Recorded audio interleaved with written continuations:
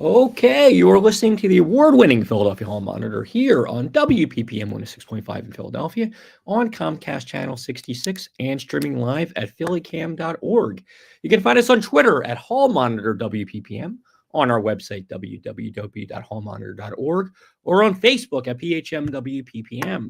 Tonight on the program, we'll be joined by Lisa Haver, who will provide an update on the school board. We'll have the second part of our interview with Councilmember Curtis Jones, and Vanessa Maria Graber will have two reports for us this week. Right now, I'd like to bring in Denise Clay-Murray. Hi. Denise, how are you tonight? I'm all right. How are you? I'm okay. It's already been a week and it's only Wednesday. Yeah, you've got, if you've been following the news at all with the Trump inauguration and such, you're tired. Nazi salutes, pardoning cop murderers. Yeah, that's what we've been seeing. And what you have to remember in terms of the Nazi salute, here's something that we very rarely talk about when it comes to Elon Musk, who felt the need to give us the old Sieg Heil earlier this week. His family was involved in the Afrikaner Party when South Africa was under apartheid. Yep. Now, for those of you who aren't old enough to remember apartheid was a system of government where the majority population, which was Africans, were ruled by a minority of whites that, let's just say, they weren't very kind. Now, if the name Nelson Mandela, put him in jail for 30 years. Yes, for no Nelson reason. Mandela was literally in jail through the births of most of his children. He got to see very few of them grow up because he was trying to help South Africa get its independence.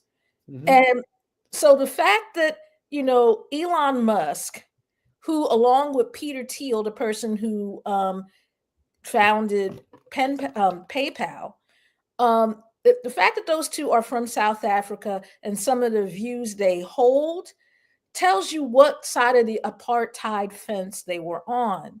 And it makes it becomes less and less of a surprise that A, they hooked up with Donald Trump, and B, they've said and done some of the things they've said and done. Well, Denise, we said a couple of weeks ago on the show that billionaires stick together, racists stick together too. Oh yeah, and if you get billionaire racists, woo! There you go. So one thing after another, but what we'd like to do now, let's focus a little more on local things. We're in 2025. That means a new session of the Philadelphia School Board. So to tell us a little bit about that, let's bring on Lisa Haver, our school board correspondent. Lisa, how are you tonight? Great. How are you, Larry and Denise?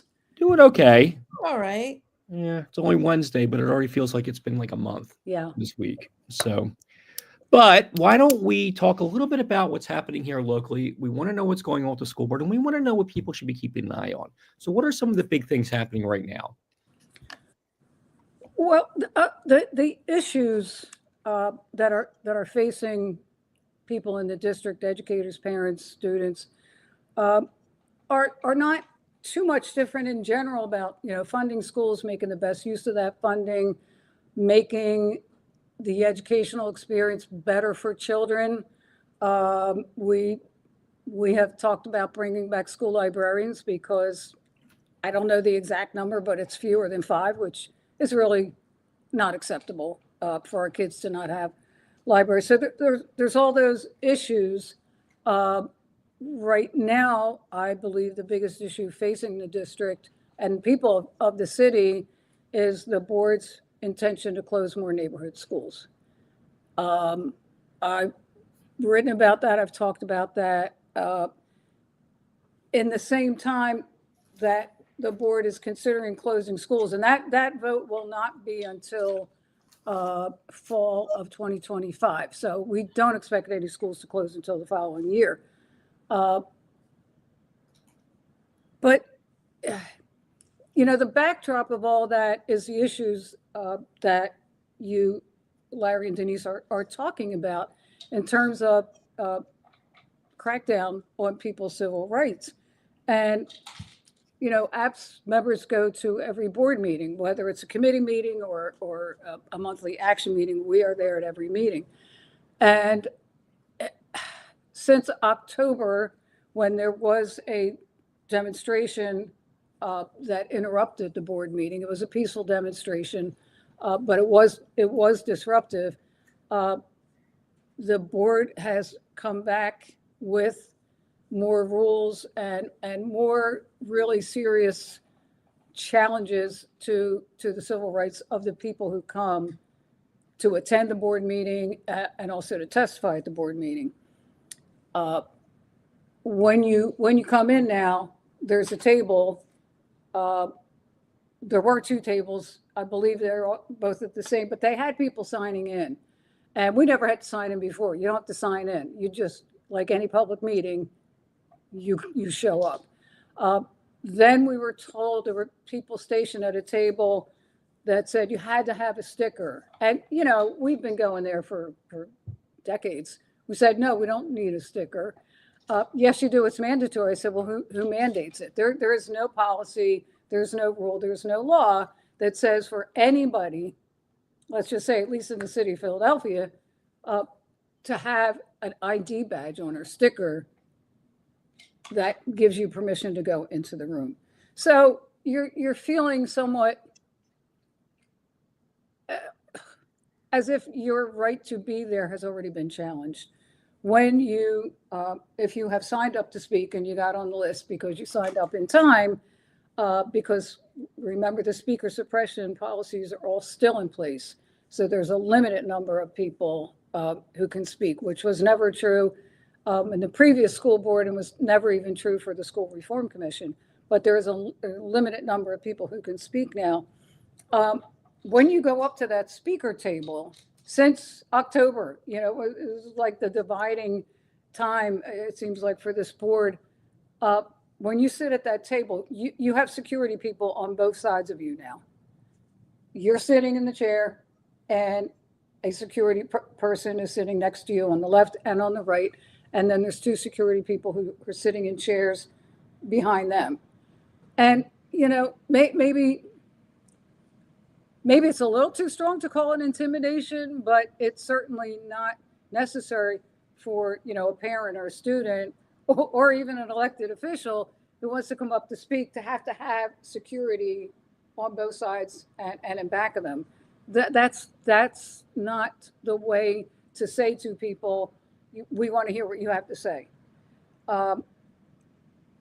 It's gotten kind of crazy because every time we go now, the middle aisle is getting narrower, which, you know, is kind of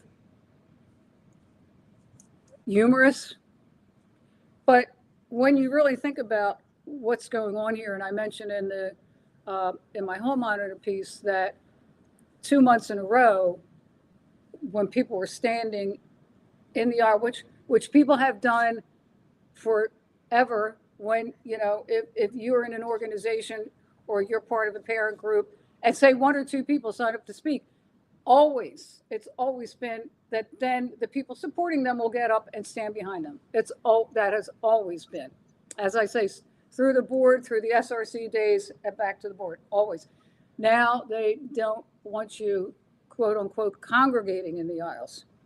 So you're not supposed to have any way of showing solidarity, you know, with the person who was actually up there testifying.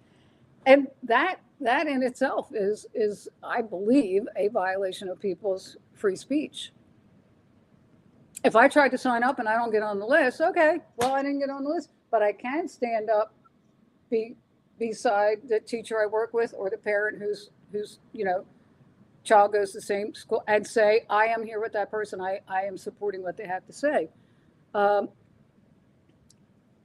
mean, it almost seems comical to say every time we go, the middle aisle gets narrower to the point where I'm not even sure the board is following the ADA, you know, Americans with Disabilities Act regulations. That's how narrow that aisle has gotten. And there's just a lot of issues that people want to come and talk about. I think primarily the idea of having more neighborhood schools close. I don't know why. As I said, we've been to the well, they've been over for a while now, at least a month. But there were some neighborhood meetings, and APS members went there, and we tried to talk, and other people had something to say to people in the neighborhood. But there was really a lot of misinformation in the presentation that the district gave. And also there was lack of information, like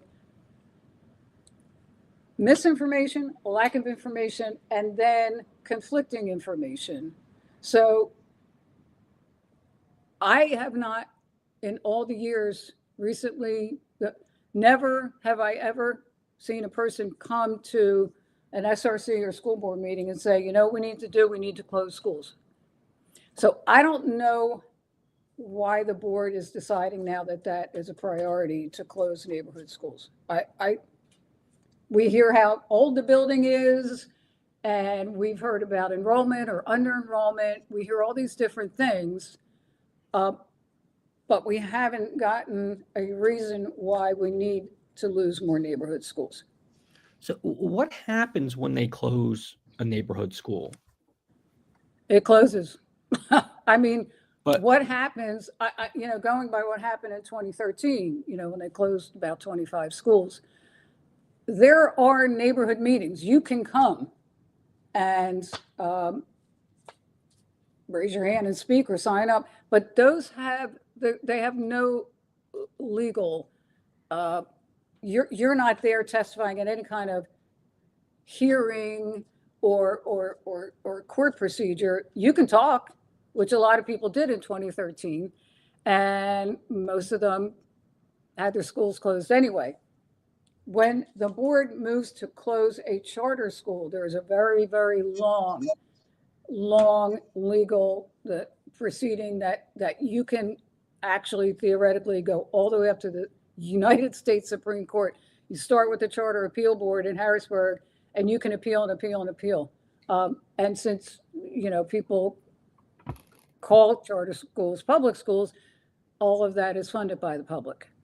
If your school down the street, Coppin right down the street from us is put on the list, there's not really, you can fight back, you can write op-eds, you can do whatever, but you don't have any legal standing in the same way that charter operators have legal standing to say, do not close my school. And that's because of the way that the charter school law was written. Correct. The law was written in such a way that charter schools were held harmless for almost everything they did, up to and including stealing money. And there was very little you could do. It is easier to close down a stop and go than it is a charter school. The process of closing a charter school is so extensive. It has its own page on the Pennsylvania Department of Education website. Yeah. And that that page has a whole bunch of links to it. Right. And the fact that Lisa brought up the 2013 closings, you had people who were literally in those in the school district building. There were so many people that you had people downstairs as well as people in the the room where they meet all by themselves. And everybody was trying to speak. Everybody was saying basically, please don't close my school. Please don't close my school. Right. But when you look at some of those buildings now, and I noticed because I'm working on a story on it, quite a few of the buildings that were closed were in neighborhoods that were already having financial and economic problems. And they also became, in many cases, magnets for gun violence. Yes. And because of that's why a lot of folks are so afraid now, because you have this other group of schools that they're looking to close. And the thing is, there are only so many luxury apartments you can build. And that is what happened to a lot of the buildings that once were schools and are now these apartments, Right. because a lot of the buildings were also historic landmarks. So while they have their issues, you can't tear them down unless you get a special dispensation from the National Registry of Historic Places. That's why the former Bach Technical High School is now a rooftop bar in the summertime. Right. Because you couldn't tear it down, Right. but that didn't stop developers from going in and saying, let's turn this into something that may benefit the yuppies that have moved in, but doesn't necessarily benefit the community anymore. Well, yeah. So Germantown High School, which was closed in 2013, right before it was about to celebrate its centennial, it's still sitting there undeveloped, and it's been an eyesore in the neighborhood for years and years and years. And there have been meetings of what should we do with it? What should we do with it? And it sat there, became an eyesore. Smith School in, I want to say Grace Ferry in that area, people fought really hard to try to keep Smith open, and unsuccessful. Some people actually came back to try to get the SRC to buy that building back, because, Germantown, Smith, a number of the buildings that were closed down were sold like at fire sale prices. It was, you could have bought a school building for less money than you could buy a house. And I'm not exaggerating at all. And so you have schools that are closing, and like you said, how many condos, can you build? And then people move in and go, oh, we need a school in this neighborhood. People are moving in. Why should we? It's just this weird cycle. I think if somebody, if you said, I got to ask the school board one question, my question would be, why are you closing schools? And it is very concerning that when you want to bring up these issues, and I did mention that I was one of the people standing in the aisle when the board called the police on protesters in November. That wasn't me. I was there in December, standing in the aisle, not saying anything, not doing anything, standing there holding a sign. And there were uniformed Philadelphia police who came in and talked to me. And there were also the civil affairs, non-uniform police. They wear badges, they're identified as police, but one uniformed cop. And, thinking about what you were just talking about, Larry, Denise, this kind of brave new fascist world that we're entering into. If you're a parent, of a child in a school, and you are really upset about something, you want to come and you want to talk about how come my school, my child's school doesn't have a librarian. Why is my child's school one of the schools you want to close? And you want to get up and they don't listen to you, and you don't get on the list because got filled up before you could get there. And you think maybe my last recourse is just to stand up and hold a sign. Well, if you are not a white person in this era now where we're being told ICE agents are coming and we're building detention centers and we want to deport people, are you going to stand up? If I get arrested, not that I want to, but okay, that wouldn't be the end of the world for me. But when the board calls the police on peaceful protesters, silent protesters who are only standing up, holding a sign, we're going to call the police. That is a really serious violation, I believe, of people's First Amendment and Fourth Amendment rights, because you are saying we have no problem calling the police on you. Yeah. And well, even if you are totally legal and you've been here for years and you're third generation in this country, if you're, a brown-skinned person, they've made it clear. I don't mean the board, but if the board makes it scary for people to stand up and just hold a sign, you're not protecting people from the Trump administration policies. And Yeah, I think that's a really serious situation. I agree. And that's where we find ourselves right now. Hopefully they will get on the right page with this. Lisa, thank you so much as always, and we'll see you in a couple of weeks. Great. Thank you, Larry and Denise. Thank And you. now we're going to have the continuation of our interview with Councilmember Curtis Jones, previewing his priorities for the spring session. So here's our interview with Councilmember Jones.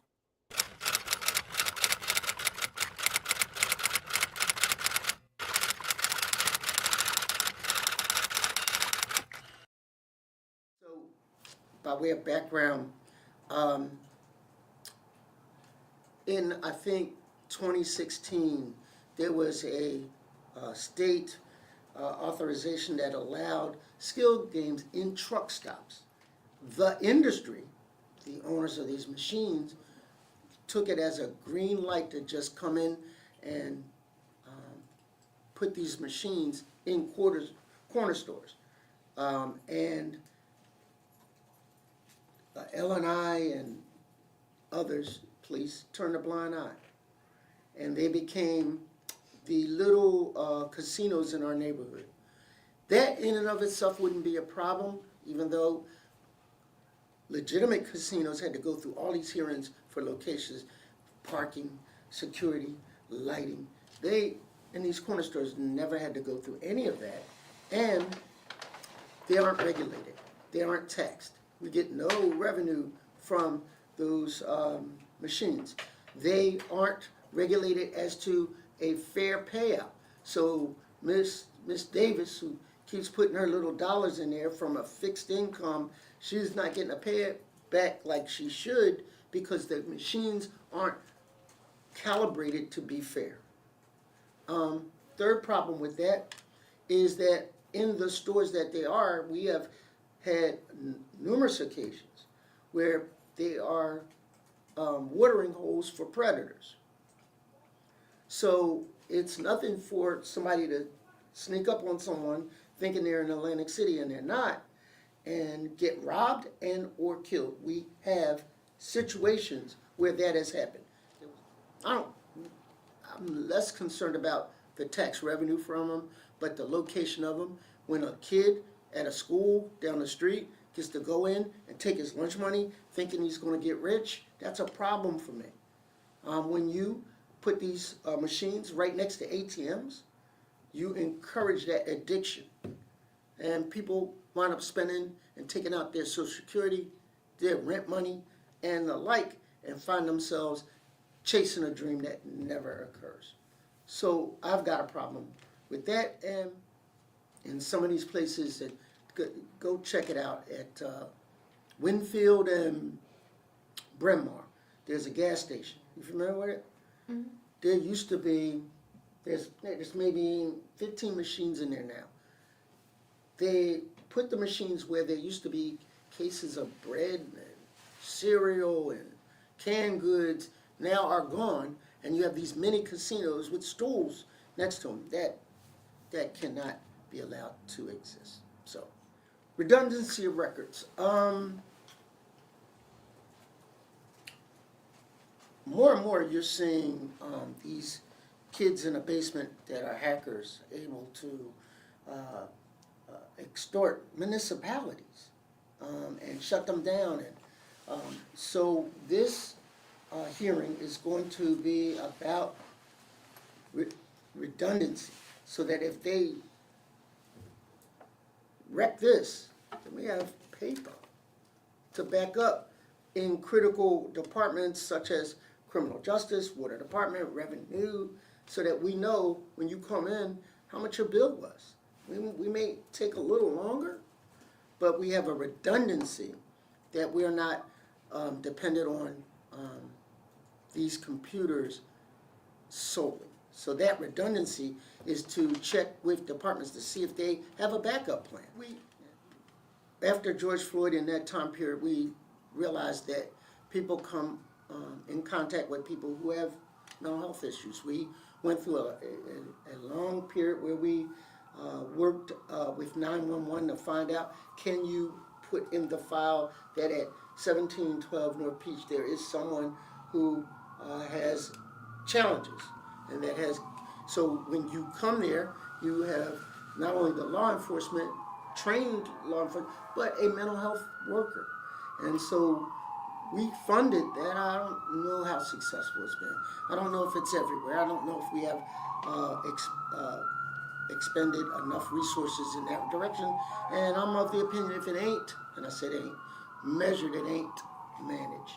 So I want to take a look at that. On that note, there's a lot of argument, push and pull about universities and them not paying taxes.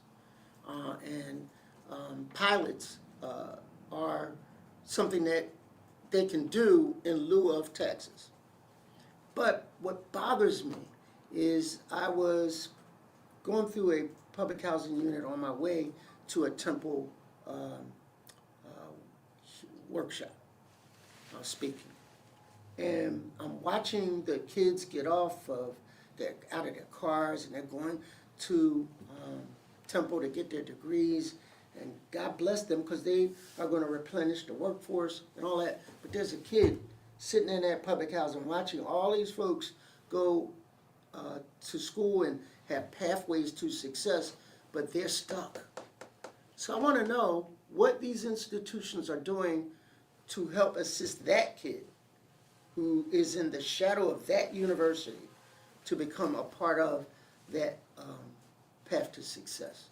And so I want to look at University of Penn. I want to look at Temple. I want to look at LaSalle. I want to look at Jefferson to see where is the closest pocket of poverty and what do you do for them? Interesting. I remember something you had said, maybe in a budget hearing or something, maybe a quarter of the property in the city is not taxed. Yes. Something like that. I don't know the exact, we should research that, but it's something. It's something like that. Yeah, that the only people that paid taxes in some of these buildings are the janitors. Right, right. And then, Penn came out a few years ago and said, well, we're going to do $100 million as a pilot. I thought, oh, great, but it was $10 million over 10 years.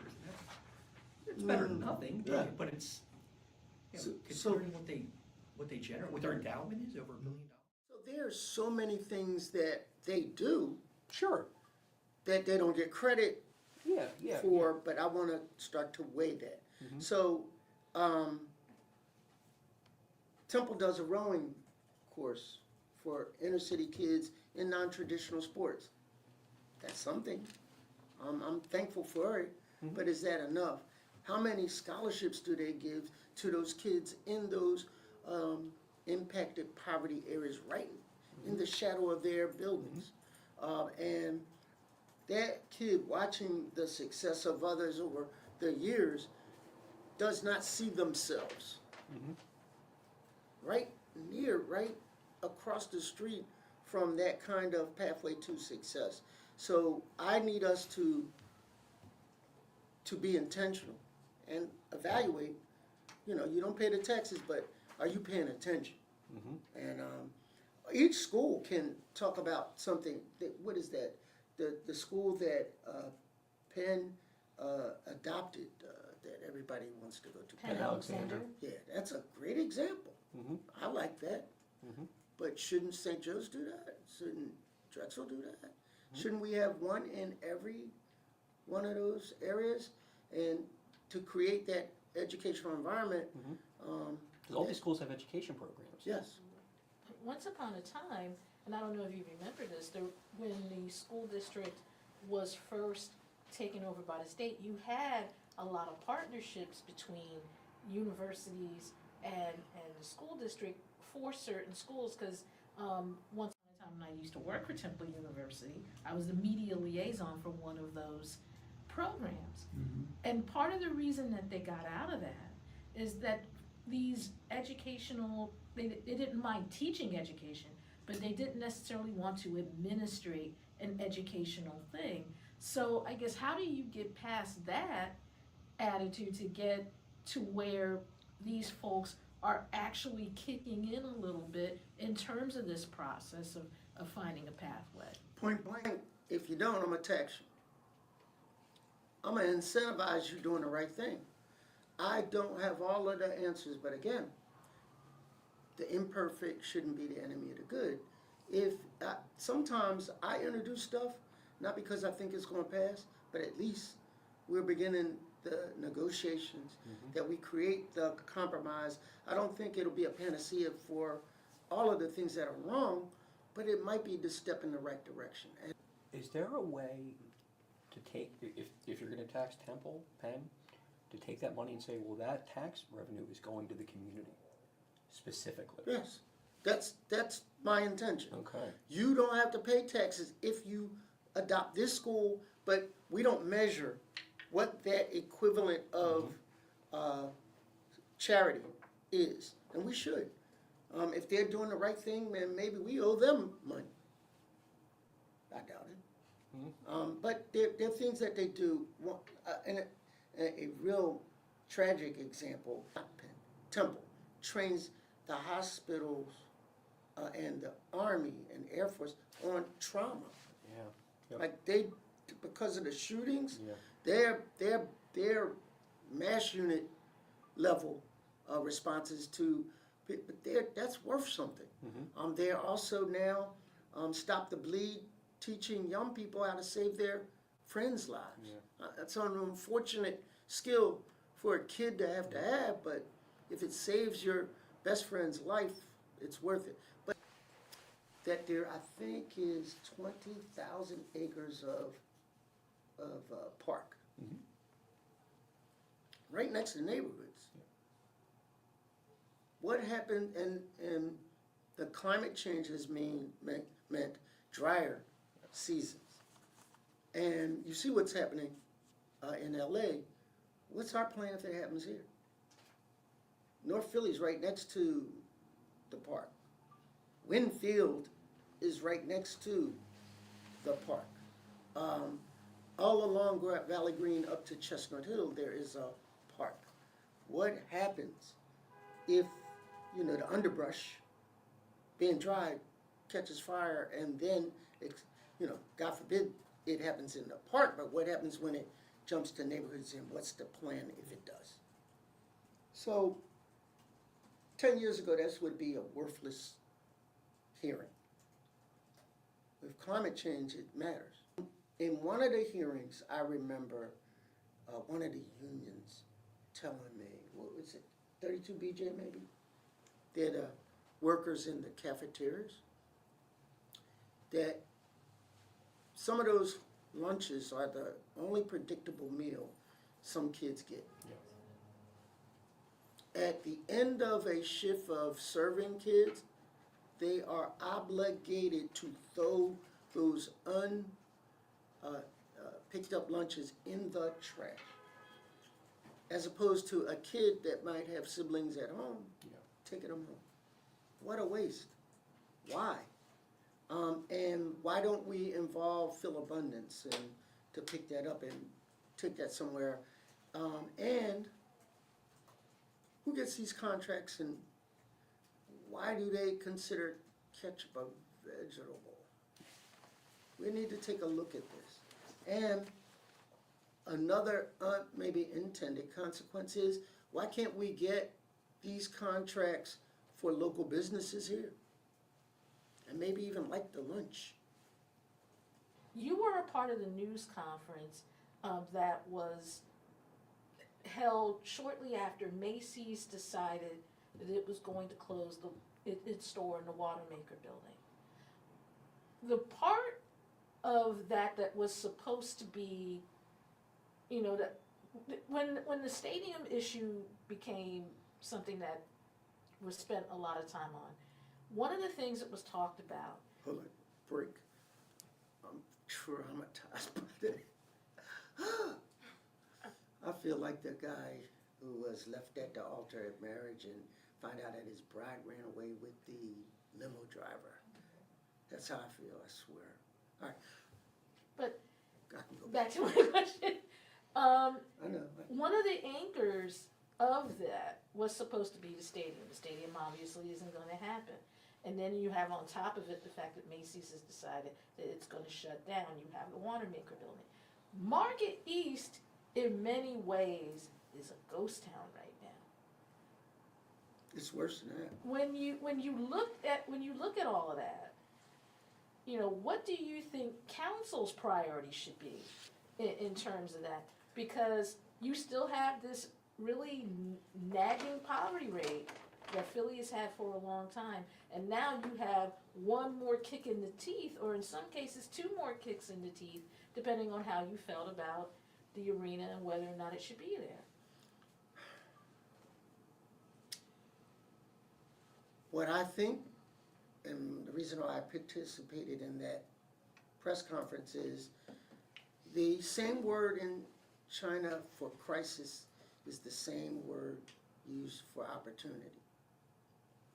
Can't get any worse. It's a blank canvas. We can, if PIDC, if the Redevelopment Authority, if the Commerce Department, if the Chamber of Commerce, both African American and Greater Philadelphia Chamber of Commerce, put their heads together along with Comcast and along with the Sixers, we can fix that. And the question becomes, I think, if I were given my vision, that should be a little taste of Philadelphia. That not national chains, like every city there's a Gap, but in every city is there a Denise's Bakery. Let's find Philadelphia businesses so that when someone comes in from out of town, they get a pretzel and a water ice and a Denise's Bakery and a local designer that does clothing, and so that they feel like they visited Philadelphia, not everywhere else USA. So I want us, the person that's staying at the Marriott, when they walk out the door, from where the Macy's is to wherever the new development is, to the Constitution Center, in that walk, they feel Philadelphian. It isn't just Macy's. We lose the CVS's. We lose the Rite Aids because we allow people to shoplift without consequence. Those days are over. We can no longer afford to ignore those types of crimes in order for us to be the kind of city where people feel safe shopping. My kids would rather go to King of Prussia to spend their money than on South Broad Street, which is right in the city, because of the perception of crime and safety. We gotta fix that. Do we have time for one more? Mm-hmm. This is just a general question that I'm just really curious about. How, we talked about all the legislative things that you're looking at for this year. You probably get so many things across your desk, so many ideas. How do you make a decision on what you're going to pursue?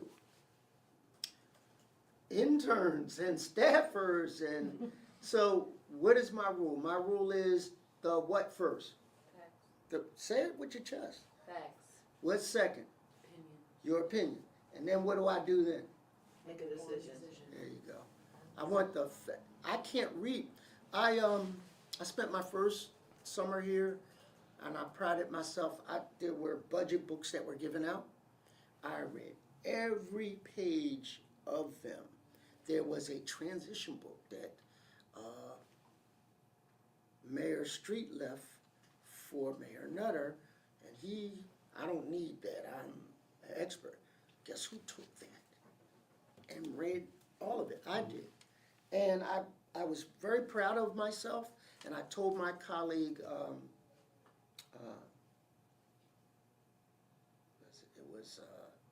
it wasn't Donna Reed, it was Marion Tasco. And I told her what I did. I said, look, like a little kid. She said, that's nice, but that was during the summer. You won't be able to read everything that comes across your desk ever again.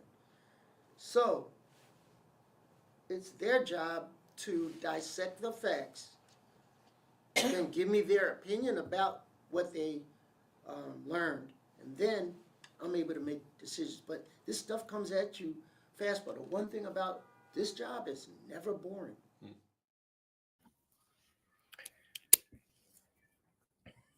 All right. We'd like to thank Councilmember Curtis Jones for joining us on the program and spending some time with us. We enjoyed speaking with him. And now we'd like to bring on Vanessa Maria Graber. Do we have Vanessa? There we go. How's it How are going? you tonight? I'm doing well, thank you. Good, good. So we have 2 reports from you tonight. So, That's correct. so why don't you start off with whichever one you want to start with, and we'll go from there. Yes. So yesterday I had the pleasure of going to a press conference, which was located at the new Wellness Treatment Court, which is a new initiative from the mayor. And this, of course, follows the opening of the Wellness Recovery Home, the Riverview Wellness Recovery Home, 2 weeks ago. And so they have this whole continuum of care that they have developed in order to address the opioid crisis in Kensington. And so for people who don't know, this is actually a pilot program for the Wellness Court. It is located at 3901 Whitaker Avenue, which is where the 24th and 25th Police District are. So there's a courtroom in there, and that's where the press conference was held. And so this pilot program is for people arrested in Kensington Police District. So if you live in another area of the city, you're not eligible for the program. And the program kicked off yesterday. So that's why they had the press conference in order to launch it. The court is only going to operate on Wednesdays because that is where they currently have the AMP program, and that's the day that it operates. And people arrested on other days will not be eligible for the program. And so because it's a pilot, they're starting off with 1 day a week and see how well it does. And then if they're able to get more resources and it's successful, they're going to expand it into other days of the week. So unfortunately, if you are arrested on a Friday, you are out of luck and you will not be eligible for this program. And so the goal of it is to get people into treatment, people that are arrested for drug offenses. And so part of the executive order that Mayor Sherrell Parker signed yesterday was authorizing police to make arrests for summary offenses. And they were for offenses that were otherwise deemed misdemeanors. And so I'll get into what some of those offenses are. And then if someone is designated as being fit to undergo a summary trial, then they will go in front of a judge and been given the option of a diversion program, which involves drug treatment, or they could go to jail or take the fine. And so how are they going to go about doing this? It's like a big question from a lot of the reporters that were there. Is like, how does this work? Especially if you're arresting people that have, been under the influence of drugs and alcohol. There's a lot of questions about how they will, determine whether or not the person is competent enough to make a decision of whether they want to go into a diversion program. And so this process is really, really sped up and really different from the way they've been normally doing things. And so they told us, and this is, Adam Gear, the Director of Public Safety, there'll be a nursing station and wound care available. They will use an evidence-based assessment tool. It's called ASAM. And I guess this is one of the federal assessment tools that you can utilize. And it's pretty common for addiction measurement. And it's a tool used by many different organizations and providers in the city. So people are pretty familiar with it. And so the person who is arrested will be evaluated. There'll be a nurse on site as well, and wound care available. That's been a problem for a lot of the people that are arrested and they go into a jail cell, for example. A lot of folks do have open wounds and other, diseases like tuberculosis or hepatitis. And so it's really important that they have, both an addiction assessment of their mental health, but also of their physical state. Another problem that exists with a lot of arrestees is that many of them are prior offenders and have bench warrants out for all kinds of offenses. And so one of the first things that staff will do is check to see if they have bench warrants. And they say that they're going to try to work with the judges and the courts, not just in Philadelphia, but in other areas, to lift those bench warrants and, allow some kind of like temporary reprieve in order for people to get into a diversion program. And so what they want to see is people getting into drug treatment right away. The Defenders Association is supposed to have an office there to be able to provide legal representation. They say the Office of Homeless Services will also have staff on site to help with housing. That's another big problem, especially if people are enrolled in outpatient services, but they are currently unhoused. There's definitely going to be a need to find some type of housing for them. They also say case management will be provided so that people can be assessed throughout their experience and ensure that they complete the diversion program. Obviously, if they don't complete the program, then they're not eligible for expungement and they might have to go back to jail. If they are found to be competent, they will receive a summary trial. That's where they will receive the option of diversion programs or going to jail or taking a fine. And so they say misdemeanors such as drug possession, public intoxication, having drug paraphernalia, and disorderly conduct would be some of the offenses changed from a summary offense, from misdemeanor to summary offense.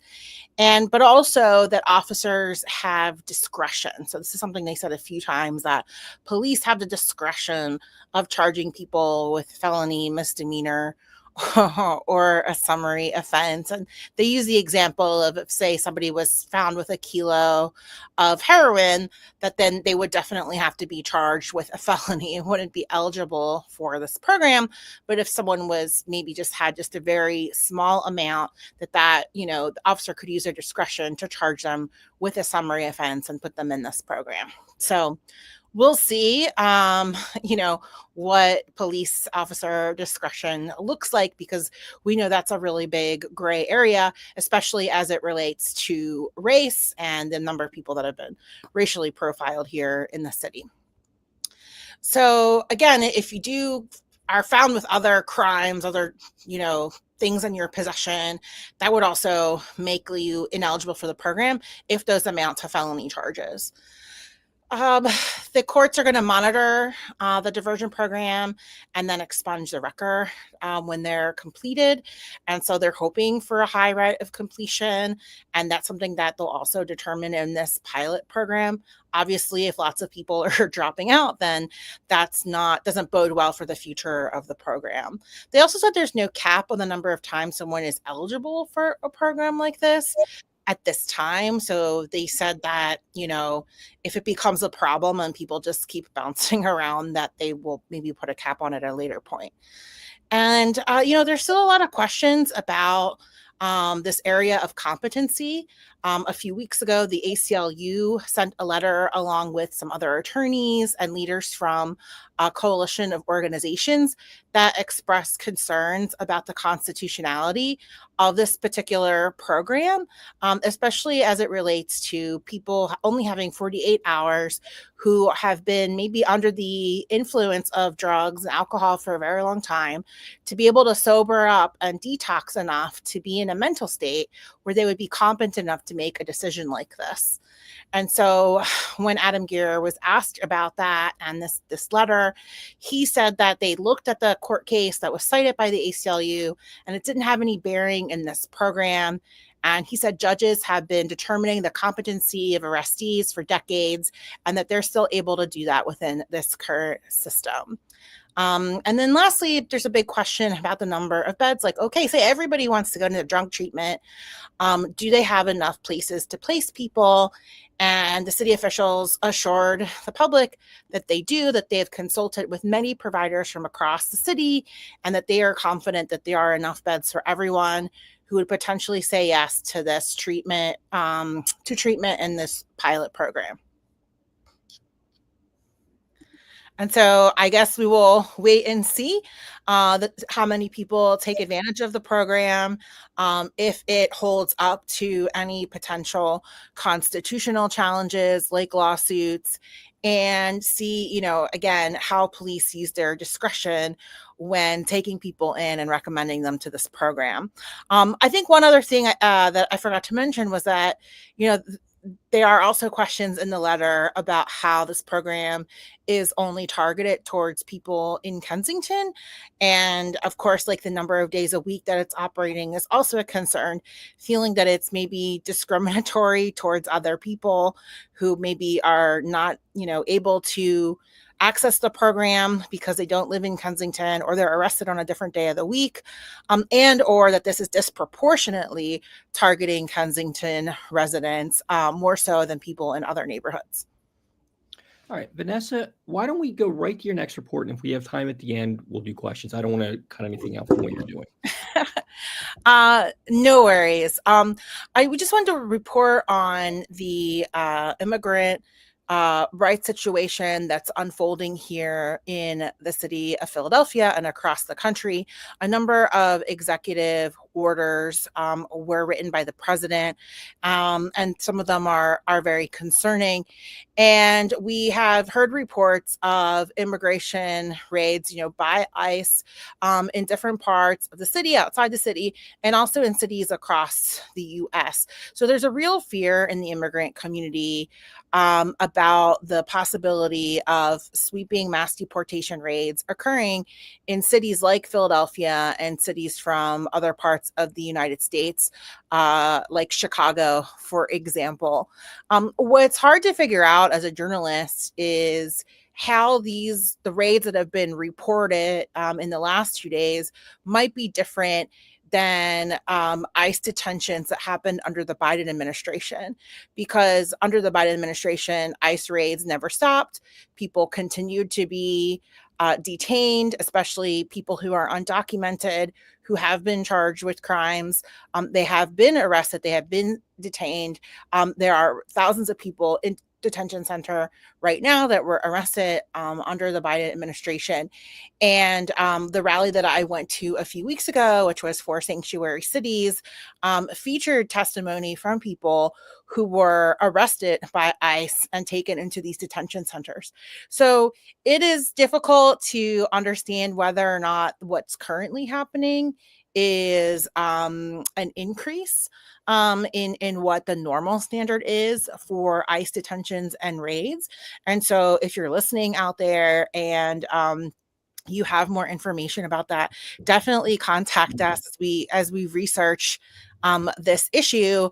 But anytime videos of arrests start floating around on social media, it causes a lot of fear and trepidation among immigrant communities. So the other thing is that we have to be very careful about how we report on immigration raids, ICE raids, because it does cause a real sense of fear in the community. So we want to be careful not to overstate what's happening. And so some of the things that we've discovered in the last couple of weeks are a myriad of resources about Know Your Rights. And so almost every organization here working in Philly, like the New Sanctuary Movement, Juntos, Viet Lead, Asians American United, and more, have shared on their social media resources for immigrants as it relates to knowing your rights, and also what to do in case ICE comes to your work or comes to your school or church, and what you're entitled to if you are somebody who is, been if you're somebody who has been detained. And so you are entitled to an attorney. And so it's just important to remember that if you are somebody who has been detained, or if you are in fear that somebody you love or know might be detained, they have a right to legal representation and to speak to an attorney. And it's really important that they have that emergency contact information readily available. And also, if ICE comes to your job, which is a concern about many people who might work with immigrants who are undocumented, you do not have to let them in. You don't have to let them into your house either. And there's also special procedures and warrants that are necessary to go into churches and schools. And so if you have children at your school or you're part of a church, some churches are also providing sanctuary. That's why they are sanctuary places. And that's because you need a warrant in order to make an arrest in there. You can't just come up in there and raid it all crazy. And so we're going to be putting all of those resources in our newsletter. So definitely look into that when we would put the links. And again, if you are from an organization that has resources, definitely let us know. There is a rally at the Arch Street United Methodist Church. It's being led by the New Sanctuary Movement, and it is happening this Saturday at 12 p.m. And there is a march to Love Park that will follow. People will also gather. And that, again, is calling on Mayor Sherrell Parker to defend immigrants in the city and to ensure its sanctuary city status.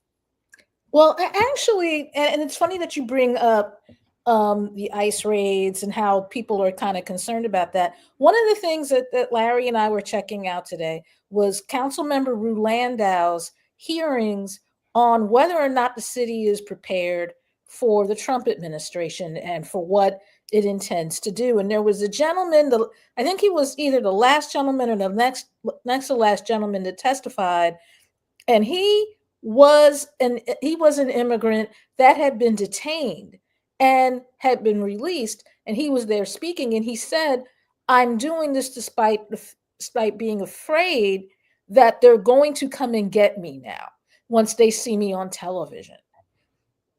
And that's very real. I mean, because even when I was online a couple of nights ago, I saw one of the things that ICE is allegedly doing in terms of finding out who lives where and what their status could or couldn't be is they're going to houses and saying, "We want to do a wellness check on you." And the thing is, if somebody who knows you and thinks you haven't been out in a while, like they haven't seen you and they're worried, they're not necessarily going to call the police to do a wellness check on you if they live across the street, unless it's a fairly drastic situation. What they're trying to do is gather information on who's who lives where, and who does what to whom. And that's information that you really don't need to give, despite what the folks, despite what the Trump Justice Department is trying to tell all of us. We still have constitutional protections.